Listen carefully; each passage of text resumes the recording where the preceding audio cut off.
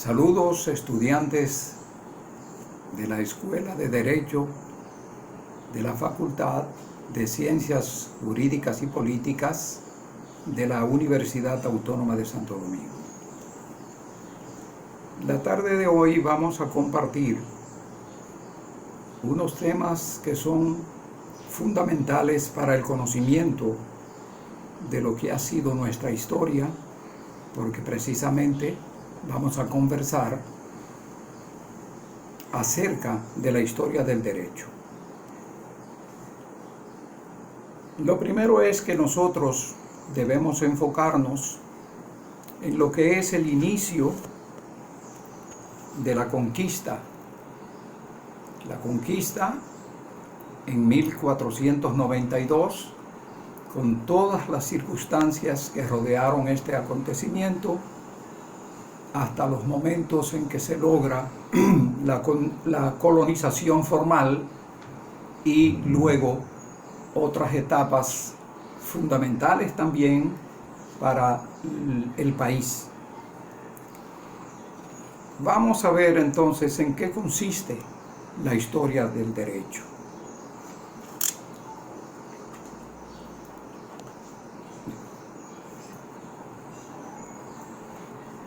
Hemos procurado desarrollar un temario o cuestionario al respecto para que podamos abordar lo concerniente a las capitulaciones de Santa Fe, ya que con este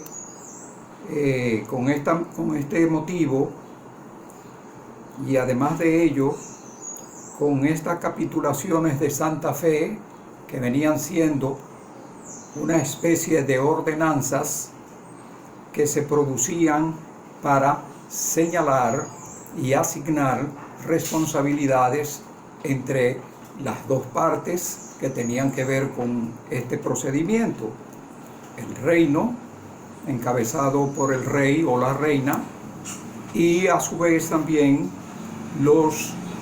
las personas que fueron escogidas y asignadas, que como conocemos, como sabemos, se trató de don Cristóbal Colón, en la primera capitulación de este nombre, dado el mismo de acuerdo con el lugar donde se celebró la capitulación de Santa Fe, en la ciudad de su mismo nombre en España. Por ejemplo, nos gustaría que hablemos acerca en sí de lo que fue una capitulación de Santa Fe. Lo recordemos como una pieza importante, porque se trata del primer documento de carácter jurídico y político a la vez, concertado en España entre Cristóbal Colón y el reino de España, el reino de Castilla específicamente. ¿En qué se basa, pues?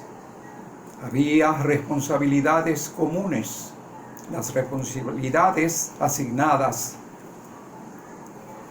a Cristóbal Colón por los reyes tenían que ser llevadas de acuerdo a lo consignado en la capitulación.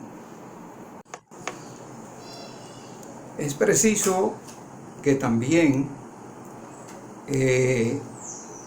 dispongamos de una parte de nuestro tiempo en que estamos trabajando con ustedes y conversando acerca de temas históricos, especialmente de la época de la conquista.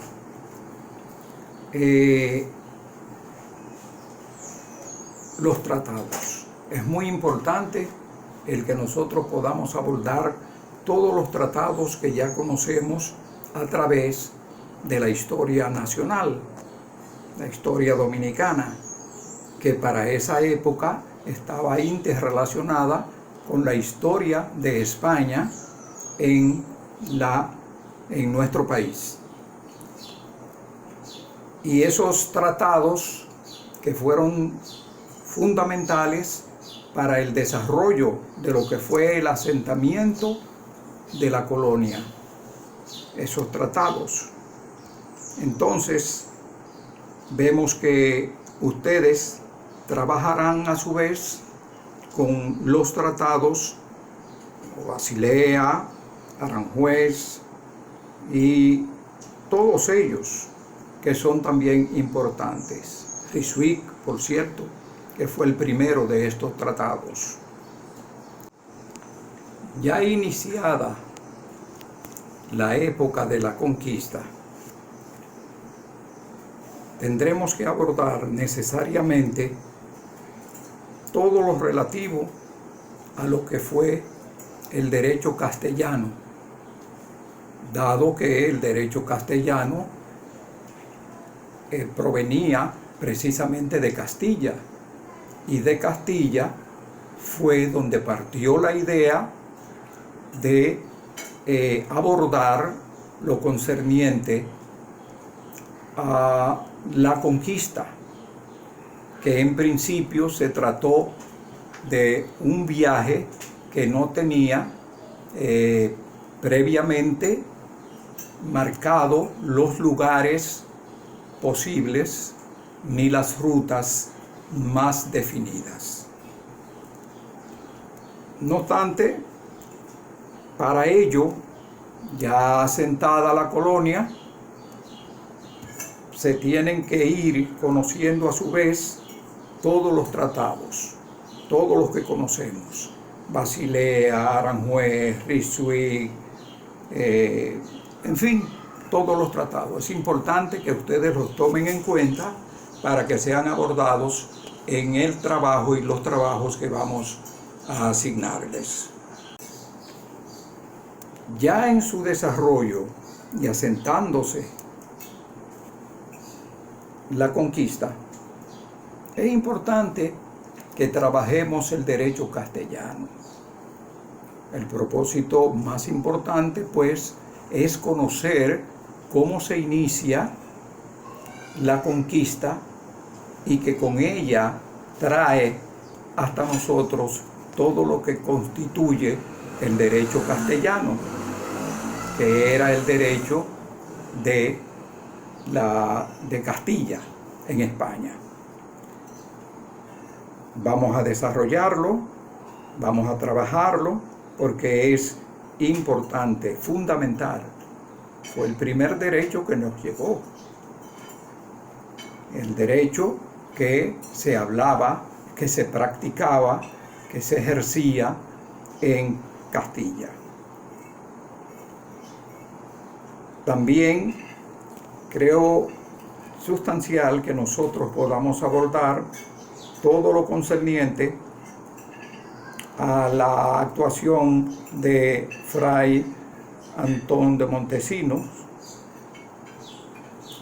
de Bartolomé de las Casas, Fray Bartolomé de las Casas, igualmente que todo lo que tenga significación histórico y jurídica especialmente. Pues bien, como ya estamos en la colonización,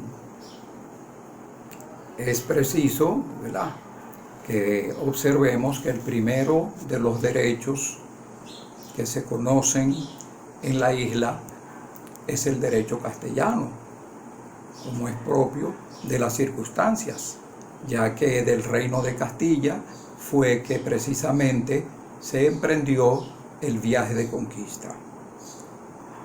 Pero en ese mismo sentido, nosotros veremos, ya entrada la historia un poco más en su desarrollo, veremos que también hay una serie de circunstancias y asuntos temáticos de lo que fue el derecho castellano, pero que más tarde se hizo preciso el que el derecho castellano sea abordado desde otra óptica, y era necesario así, que se hiciera de esa manera. Nos gustaría que ustedes procuraran hacer todo lo necesario para que de una manera simplificada puedan también abordar esos otros aspectos. Es de real importancia que veamos todo el acontecer histórico-jurídico o jurídico-histórico que parte de ahí, de estos momentos en que estamos desarrollando este conversatorio con ustedes. La concepción muchas veces que se tiene se divorcia de la realidad en muchas ocasiones, porque hay saltos que se producen que no necesariamente llevan una relación debidamente escalonada. En este caso, nosotros estamos tratando de que lo hagamos de esa manera para cubrir con ello todo lo que es necesario en un conversatorio como este, abordarlo significativamente. El primer derecho que se pone en práctica es el derecho castellano, y con él, derivado de la capitulación de Santa Fe, como ya hemos podido observar, es el derecho que verdaderamente viene a ser aplicado, el derecho castellano.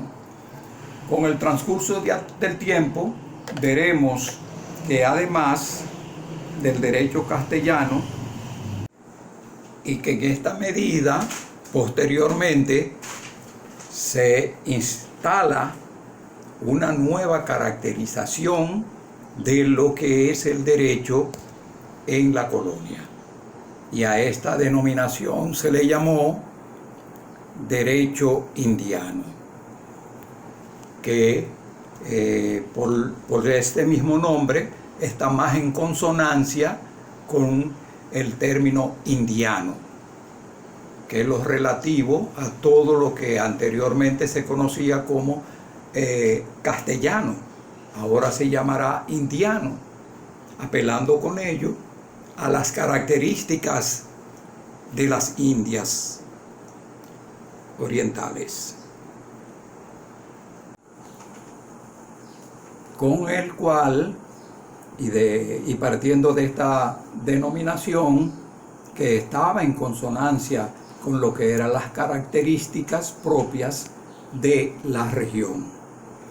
Y muchas leyes se pusieron en vigencia, la mayoría de ellas introducidas por la reina de Castilla, y eso trajo realmente una especie de revolución jurídica, y lo llamamos así porque muchas leyes de gran trascendencia, dada la inspiración política y jurídica de la reina, fueron conocidas en las instancias referentes para que esta denominación esté, como hemos dicho, más en consonancia con las características propias de esta región del mundo. Y podremos en esa medida observar que nuevas leyes fueron puestas en vigencia, como hemos dicho, leyes de Toro, el Código de las 7 Partidas, las leyes de Madrid, las leyes de Alcalá, etc.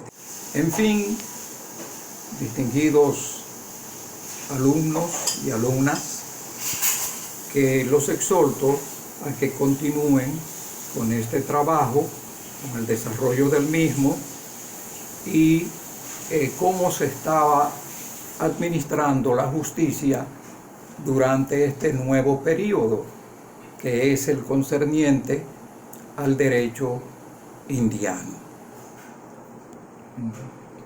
Observarán que se perciben realmente muchos avances bien significativos a este respecto.